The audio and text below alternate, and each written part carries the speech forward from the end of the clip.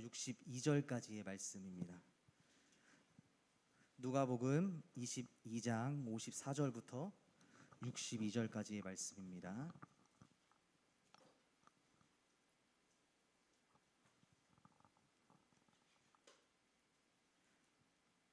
우리 한 절씩 교독하도록 하겠습니다. 예수를 잡아 끌고 대제사장의 집으로 들어갈새 베드로가 멀찍이 따라가니라.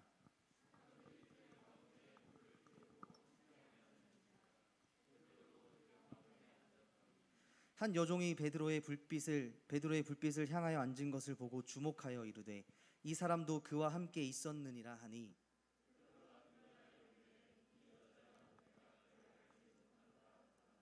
조금 후에 다른 사람이 보고 이르되 너도 그 도당이라 하거늘 베드로가 이르되 이 사람아 나는 아니로라 하더라.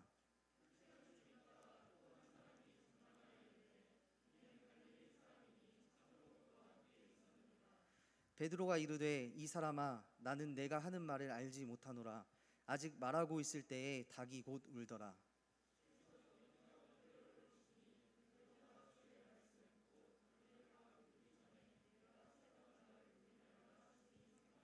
우리 함께 읽겠습니다. 밖에 나가서 심히 통곡하니라. 아멘. 여러분 어떻게 한 주 잘 지내셨나요? 날씨가 많이 추워졌죠? 오늘부터 날씨가 더 추워진다고 하니까 우리 여러분 감기 조심하시고 또 옷 두툼하게 입고 다니시길 바랍니다. 오늘 함께 읽은 본문의 말씀은 예수님의 수제자였던 이 베드로가 자신의 선생님이었던 예수님을 향해 배신을 때리는 장면입니다. 너무나 잘 알고 있는 이야기죠. 본문 말씀.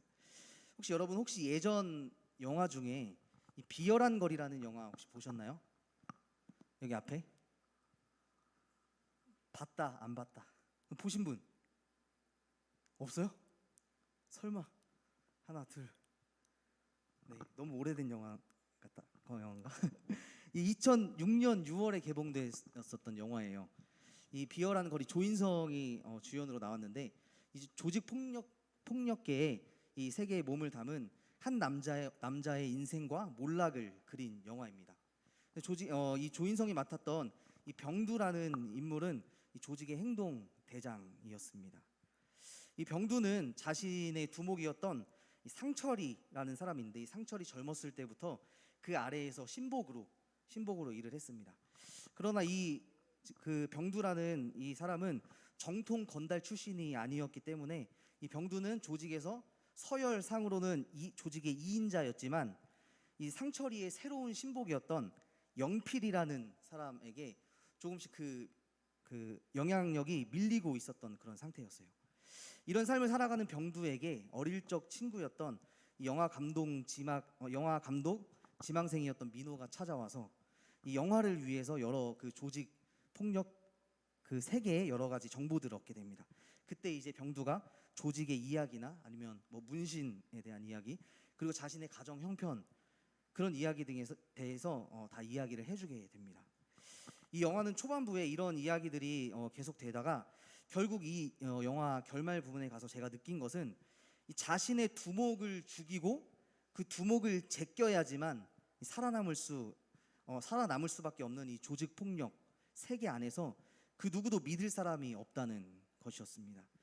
결국 내가 살려면 나보다 더 큰 힘을 가지고 있는 내 윗선이 없어져야 한다는 거죠. 이런 영화들 많이 보셨죠? 네. 이 영화 결말 부분에 가면 이 병두 역시 자신이 믿고 있었던, 그동안 잘 챙겨주고 한솥밥을 먹었던 동생이었던 종수에게 당하는 신세가 되고 말았습니다. 오늘 집에 가서 이 영화 한번 보세요. 봐보세요. 네. 나는 다 봤을 줄 알았어요. 나이가 되게 젊으시군요, 다들. 죄송합니다, 제가. 이 결말, 사실 성경에서 예수님과 제자들의 이야기는 우리가 성경을 통해서 읽어서 그렇지, 이게 만약에 세상의 다른 뭐 문학이나 영화로 재구성이 된다면 이 두목이신 예수님과 그 12명의 식구들, 그러니까 현대판 조직이라고 해도 별로 이상하지 않을 것 같습니다. 예수님 당시에 유대교 안에는 여러 종파들이 있었어요. 바리새파, 사두개파, 그리고 헤롯당, 열심당원, 그리고 에세네파, 그리고 시칼이라고 하는 이 극단주의적 칼잡이 암살 조직이 있었습니다. 이 여러분들 다 아시겠지만 이 바리새파는 유대교 안에서 가장 큰 조직이었다고 이 역사학자인 요세푸스는 그렇게 이야기를 합니다. 예수님 당시에 이 바리새파는 약 6천 명 정도 되었다고 합니다.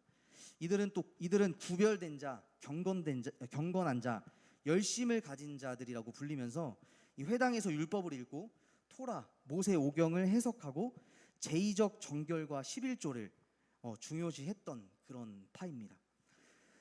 그다음에 이제 헤롯 땅, 이 헤롯 땅은 이 헤롯의 후손들 중 하나가 다시 왕권을 잡기 위해서 이 왕권을 잡기 바랬던 정치 세력이 바로 이 헤롯 땅이고, 사두개파는 이 헤롯 시대에 헤롯 시대와 로마 시대에 이 대제사장들을 배출한 제사장 가문을 이야기합니다. 그리고 시칼이라고 하는 이 조직은 이 단검을 가진 자들, 암살자들 이런 뜻을 가지고 있는 그런 자들인데, 이들은 로마와 결탁한 유대인들의 고위 관리들을 암살하는, 그러니까 유대인 배신자들을 처리하는 그런 조직이었던 것이죠. 예수님 역시 이런 유대교의 다양한 조직들 속에서 하나의 조직을 만드셨습니다. 사실 정확하게 말해서 예수님이 만드셨다기보다는 유대인들에 의해서 예수님도 한 조직으로 불려졌습니다. 예수님이 몸담고 있었던 이 조직의 이름은 나사렛파였습니다. 나사렛 당이라고도 이야기를 하는데, 예수님이 어릴 적 사셨던 동네였던 이 나사렛 예수를 따르는 파라는 거죠. 당시 그래서 이 예수님을 따르던 제자들과 무리들은 지금 우리가 생각하는 이 기독교라고 하기보다는 유대교의 한 종파였다고 생각을 하면 좋습니다. 그래서 바리새파, 사두개파, 열심당원 헤롯당, 시카리, 그리고 예수님을 따랐던 이 나사렛 당도 있었다는 것이죠. 이렇게 예수님의 조직, 이 나사렛파에서 이 영화의 병두처럼 서열 2위였던 사람이 바로 오늘 본문에 나오는 베드로입니다. 베드로. 이스라엘판 비열한 거리인 것이죠. 이 베드로는 어느 제자들보다 주님을 따르는 데 앞장섰던 사람이었습니다. 누가복음 5장 1절에서 11절에 따르면 이 베드로가 갈릴리 호수에서 그물을 씻고 있었는데, 그때 예수님이 베드로를 부르셨습니다. 이 누가복음 5장 11절 말씀에 보면 이 베드로와 야고보와 또 요한도 다 놀라 배들을 육지에 버리고 모든 것을 버려두고 예수를 따랐다라고 기록을 하고 있습니다. 또 마태복음 이 평행 본문을 보면 배와 아버지를 버려두고 예수를 따랐다라고 기록하고 있습니다. 이 영화에서 이 어린 병두 조인성이 이 상철이를 따라서 그의 신복이 된 것처럼 이 베드로는 모든 것을 버리고 예수님의 신복이 되기로 결심했다는 것이죠. 그렇게 예수님의 신복으로 3년간 조직 생활을 했던 이 서열 2인자 베드로. 이 베드로는 이제 예수님께서 로마의 군인들에게 잡히고 죽게 되자 자신의 목숨만은 구해보고자 예수님을 모른다고 배신하는 모습을 오늘 본문에서 볼 수 있습니다. 이 항상 예수님의 가장 옆에 있었던 이 베드로는 오늘 본문에서도 알 수 있듯이 54절 말씀에 보면 예수를 잡아 끌고 대제사장의 집으로 들어갈 때 베드로가 멀찍이 그를 따라가니라 이렇게 말씀하고 있습니다. 항상 예수님 바로 옆자리에는 베드로가 있었어요. 이 베드로는 이제 예수님의 죽으심, 그 죽으심을 바라보면서 가장 가까이 있었던 베드로가 이제 예수님으로부터 멀찍이 떨어져 있음을 볼 수가 있습니다. 그리고 이제 예수님이 어떻게 되시나 그 사람들 무리 가운데 앉아 있었습니다. 그때 한 여종이 베드로를 알아보죠. 저 사람도 저자도 한 패다, 한 조직이다, 나사렛 땅이다. 그때 베드로는 그 말에 부인하면서 내가 그를 알지 못한다 라고 예수님을 배신하게 됩니다. 이후에 두 사람이 더 나와서 베드로를 추궁하지만 이 베드로는 끝까지 예수님을 모른다고 배신을 하는 장면을 보게 됩니다. 그때, 바로 그때 뭐가 울죠? 닭이 울죠. 네, 닭이 울죠.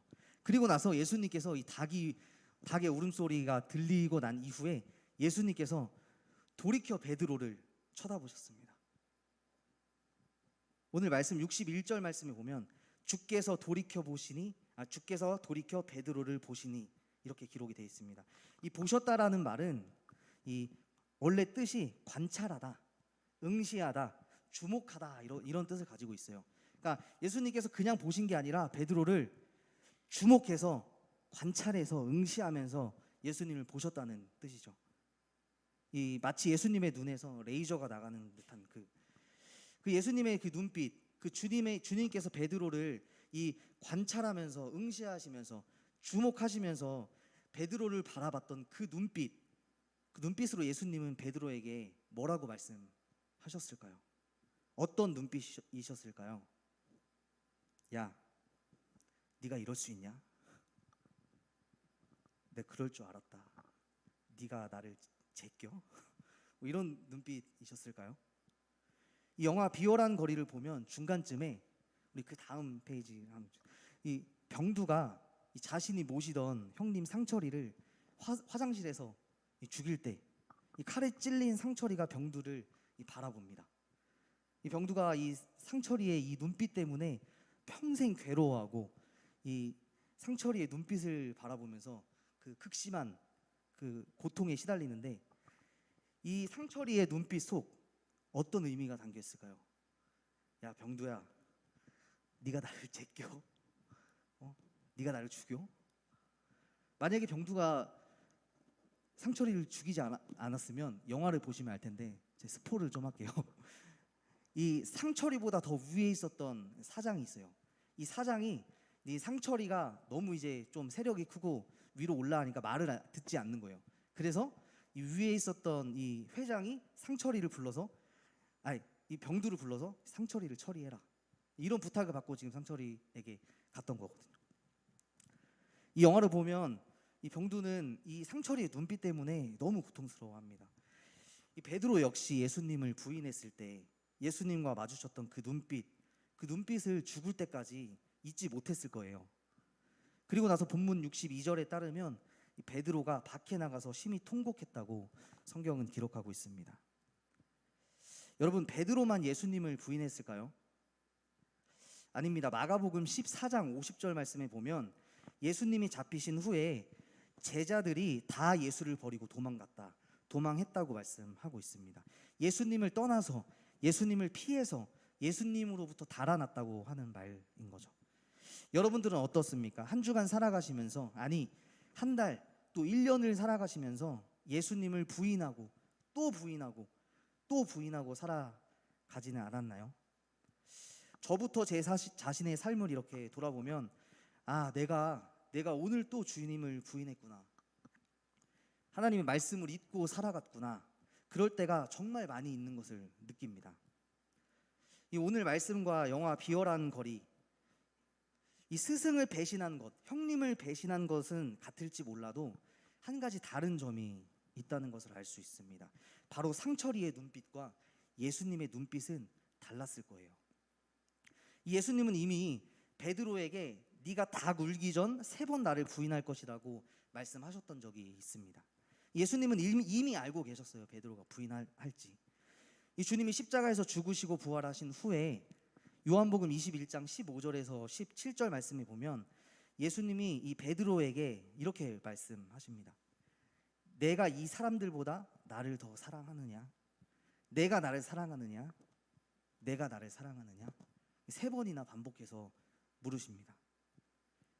이 예수님은 이 장면에서, 부활하시고 난 이후에 이 장면에서 어떤 눈빛으로 베드로를 쳐다보셨을까요? 네가 나를 사랑하느냐? 예수님의 눈빛은 아마 베드로가 예수님을 부인했을 때에도, 또 지금 나를 사랑하느냐고 물어보실 때에도 아마 예수님의 눈빛은 같았을 거예요. 이 사랑하시는 제자의 모습을 치근히 쳐다보시는 그 눈빛. 우리 사랑하는 주중교회 청년 여러분, 우리 모두 모든 것을 버리고 주님을 따른다고 고백했지만 잘 안 됩니다.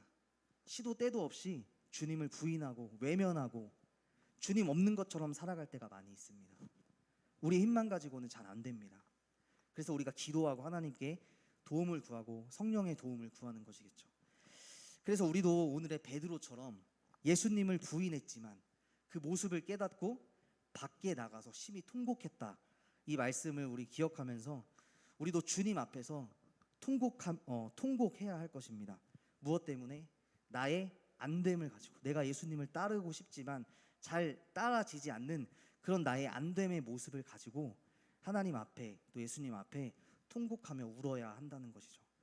그 통곡하며 우는 그 눈물의 고백이 내 자아가 죽는 이 장례식장의 곡소리가 되어서 내 귀에 들릴 거예요. 그리고 그 곡소리가 내 귀에 들릴 때 비로소 그 나의 우는 소리, 나의 우는 그 곡소리는 주님을 찬양하는, 주님을 찬양할 수 있는 찬양곡이 되어서 주님을 사랑한다고, 하나님을 사랑한다고 고백할 수 있을 것입니다. 이번 한 주를 또 살아가시면서 우리 청년들 늘 승리하시고 나를 불쌍히 여겨주시고 측은히 여겨주시는 그 예수님의 눈빛을 상상해 보시면서 예수님 배신하지 말고, 또 외면하지 말고, 예수님으로부터 도망가지 말고 살아가는 우리 모든 청년들 되길 축복합니다. 우리 시간 함께 찬양하면서 함께 기도하길 원합니다. 우리 내 삶 드리니 찬양하겠습니다.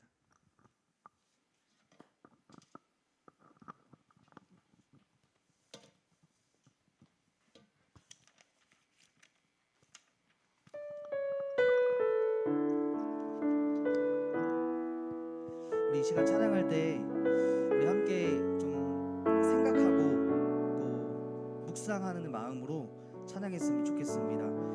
우리가 베드로처럼 우리의 모든 삶을 하나님께 드리겠다고 하나님께서 우리를 부르실 때 우리가 주님을 따르겠다고 그렇게 고백하고 또 이 자리에 앉아서 하나님을 예배하는 줄 믿습니다. 그렇지만 매 순간순간마다 우리는 하나님을 부인하고 예수님을 부인하고 외면할 때가 너무나 많이 있는 것 같습니다.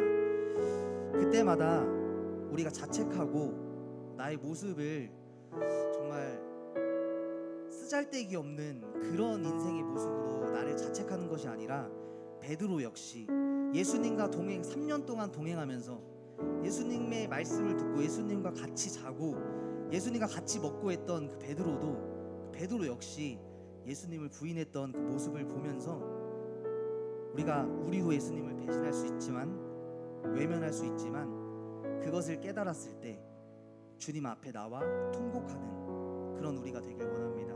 그것은 바로 회개라는 것이죠. 하나님께 회개하며 나아갈 때 우리가 하나님께서 우리를 다시 네가 나를 사랑하느냐, 내가 나를 사랑하느냐, 내 양을 먹이라, 내 양을 치라, 주님께서 그렇게 우리에게 은혜의 말씀으로 우리를 안아주신다는 것을 기억하고 또 소망하며 기도하면 좋겠습니다. 우리 찬양 함께 하도록 하겠습니다.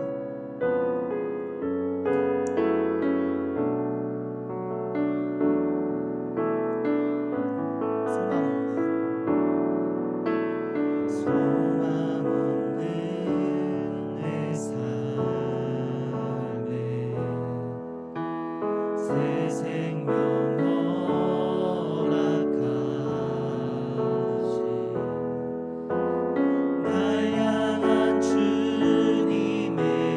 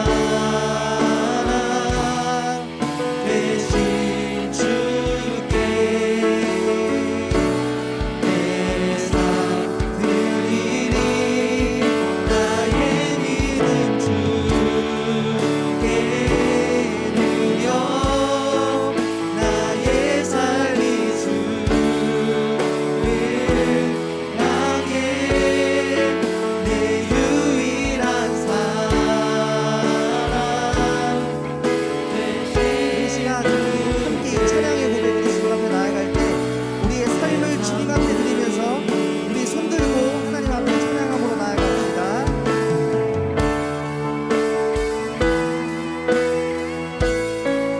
나의 삶이 주를 향해 내 유일한 사랑 대신 주께 내 삶 드리리 나의 믿음 주께 드려 나의 삶이 주를 향해 내 유일한 사랑 대신 주께 내 삶 드리리. 우리 시간 함께 기도함으로 나아갔으면 좋겠습니다. 우리 삶을 주님 앞에 모두 드리길 원합니다. 우리의 삶을 하나님 앞에 드리길 원합니다. 하나님이 우리를 그리스도인으로서 하나님의 자녀로 부르신 줄 믿습니다. 그 하나님의 부르심에 응답하여 우리도 이 시간 하나님 내 삶을 드리겠습니다. 내 인생을 드리겠습니다. 우리 하나님께 이 시간 주님의 말씀에 응답하는 그 마음으로 주님 앞에 내 삶을 드리며 기도함으로 나아가도록 하겠습니다. 함께 기도하겠습니다. 사랑해 주님 하나님 감사합니다. 하나님 소망 없는 우리의 삶에 하나님 새 생명을 허락하여 주시고 하나님 주님의 은혜와 주님의 놀라운 축복을 우리에게 허락하여 주신 은혜를 감사드립니다. 하나님께서 베드로를 부르셨던 것처럼 사도 바울을 부르셨던 것처럼 엘리야를 부르시고 성경의 많은 인물들을 하나님의 자녀로 부르셨던 것처럼 하나님 지금 이 시간에도 하나님께서 우리를 주님의 자녀로 하나님의 백성으로 그리스도인으로서 성도로서 우리를 부르시는 줄 믿습니다. 하나님 지금 이 시간에도 하나님 여기 임재하셔서 우리 한 사람 한 사람을 각 사람의 달란트를 부르시는 주님의 음성을 듣기를 원합니다. 하나님 우리가 그 하나님의 말씀을 잘 듣고 또 주님 앞에 응답함으로 나아갈 수 있는 저희들이 될 수 있도록 우리 청년부들이 될 수 있도록 주님 아버지 인도하여 주시옵소서. 그리하여서 나의 모든 삶을 주님 앞에 드리고 나아가는 저희들이 될 수 있도록 주님 인도하여 주시옵소서. 하나님 우리의 인생을 모두 아시고 책임지시고 인도하시는 주님 앞에 하나님 모든 것을 내려놓고 나아갈 수 있도록 인도하여 주시옵소서. 우리의 삶의 문제들 어려운 문제들 주님의 놀라운 사랑 앞에 내려놓게 하시고 우리의 눈물을 주님 앞에 그 통곡의 소리를 그 고백의 소리를 주님 앞에 드리며 나아갈 때 하나님께서 내가 나를 사랑하느냐 내가 나를 사랑하느냐 내가 나를 사랑하느냐 이 많은 사람들보다 내가 나를 사랑하느냐 주님께서 우리에게 그렇게 물으실 줄 믿습니다. 우리가 주님의 응답을 고백하며 내가 주님을 사랑합니다. 하나님 주님을 누구보다 사랑합니다. 예수님 누구보다 주님을 사랑합니다. 그렇게 고백하며 나아가는 우리 모든 청년들이 될 수 있도록 주님 아버지 인도하여 주시옵소서. 함께하여 주시기 원합니다. 이 시간에 한 가지 더 기도할 것은 오늘 말씀을 통하여 우리는 베드로처럼 성경의 많은 인물들처럼 하나님을 배신하고 주님을 외면하고 하나님을 모른다고 주님을 떠나 살 때가 너무나 많이 있는 그런 존재들임을 깨달았습니다. 그럼에도 불구하고 우리가 하나님께 다시 돌아갈 수 있는 것은 하나님이 우리에게 주신 은혜, 성령의 은혜를 통하여 우리가 주님께 다시 돌아갈 줄 믿습니다. 하나님께 회개한다는 것은 나의 잘못을 뉘우치는 것이 아니라 이 회개라는 말은 하나님께 나의 삶을 다시 돌려놓겠다는, 하나님께 다시 돌아가겠다는 고백입니다. 우리 이 시간에 우리의 삶을 하나님 말고 하나님 외의 것들, 내가 의지하고 있었던 것들 하나님 아니라면 이 시간 하나님께 돌아가겠습니다. 하나님 우리가 회개합니다. 주님 앞에 돌아갑니다. 내 삶을 다시 주님께 드립니다. 한 주간의 삶을 기억하면서 한 주간 동안 하나님께 돌아가는 회개의 삶을 살게 해달라고 이 시간 다시 한번 주님 앞에 뜨겁게 기도하며 나아가도록 하겠습니다. 함께 기도하겠습니다. 하나님 아버지 감사합니다. 하나님 우리 너무나 연약하고 부족한 하나님 우리들입니다. 하나님 그럴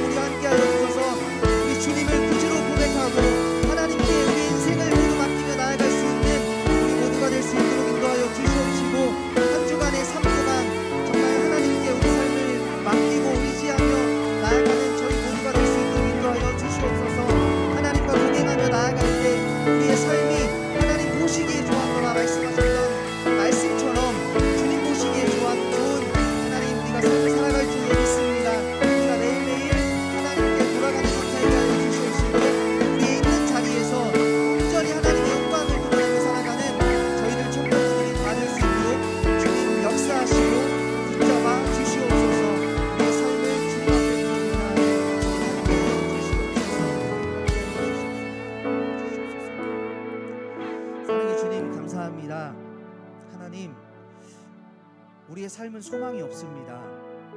우리의 생명은 허망합니다. 우리 삶의 문제가 너무 힘겹습니다. 그래서 우린 주님 앞에 눈물만 흘립니다. 우리가 주님께 흘리는 그 통곡의 눈물, 그 눈물을 보시며 우리를 안아주신다고 말씀하셨던 그 하나님의 한없는 주님의 사랑을 이 시간 깨닫고 체험하고 한 주간 느끼며 살아가길 원합니다. 그 하나님의 사랑을 체험하며 느끼며 살아갈 때 우리의 눈물의 고백이 하나님을 찬양하는 믿음의 고백이 되게 하여 주시옵소서. 우리의 삶을 주님께 드립니다. 우리의 믿음을 주님께 드립니다. 우리의 삶을 주님 인도하여 주시옵소서. 이제는 우리 주 예수 그리스도의 은혜와 하나님의 크신 사랑과 성령의 위로 교제 교통하심이 오늘 말씀처럼 우리의 삶을 하나님께 드리겠다고 결단하고 주님을 외면했지만 통곡하는 마음으로 주님께 돌아가기로 결단하는 우리 모든 청년부들 가운데, 그들의 삶 가운데, 그들의 학업 가운데, 그들이 거한 장소 가운데 이제부터 영원토록 함께 하시기를 간절히 축원하옵나이다. 아멘.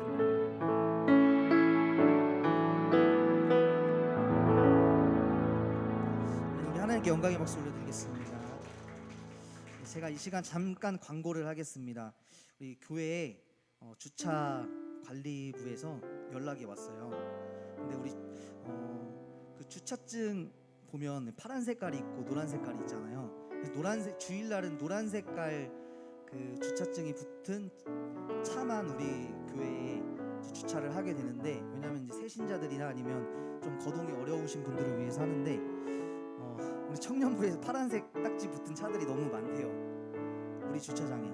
그래서 몇 번 이렇게 이야기를 해주셨는데 오늘 광고를 좀 해야 될 것 같아요. 그래서 우리 청년들 참석하는 청년들은 조금 불편하시더라도 우리가 그리스도인으로서 마땅히 해야 할 일이라 생각하고 파란 색깔 딱지 붙은 차들은 청대 주차장에 주차를 해주시고 예배를 드리러 오셨으면 좋겠고요. 그리고 수련회 광고입니다. 수련회가 2월 4일부터 2월 6일까지 2박 3일 동안 있는데 잠은 안 자고 금요일 저녁부터 그리고 토요일 하루 종일 그리고 주일 마지막 우리 예배 시간에 예배를 드리는 것으로 해서 일정을 잡고 있습니다. 임원들이 준비하고 있고 또 기도하고 있고 성도님들께서 우리 청년부를 위해서 수련회를 위해서 기도하고 있으니까 많이 참석해 주시고 또 기도함으로 수련회를 기대하는 마음으로 참석해 주셨으면 감사하겠습니다.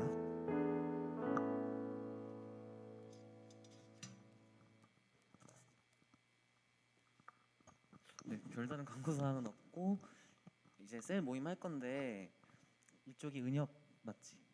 은혁, 여기가 혜연이가 오늘 안 와서 누가 하기로 했죠? 네, 승걸이가 오늘 할 거라서 혜연이 셀은 여기 가운데 모여주시고 수민이 셀 여기 모여주시면 감사하겠습니다. 그리고 수련회가 진짜 3주밖에 안 남아서 이제 기도로 좀 준비해 주셨으면 좋겠고, 그리고 그 임원들은 셀 모임 잠깐 하시고 이거 회의실로 들어오시기 바랍니다. 그리고 20살 친구들은 아직 셀이 없으니까 여기 앞으로 모일게요. 네, 해산 수고하셨습니다.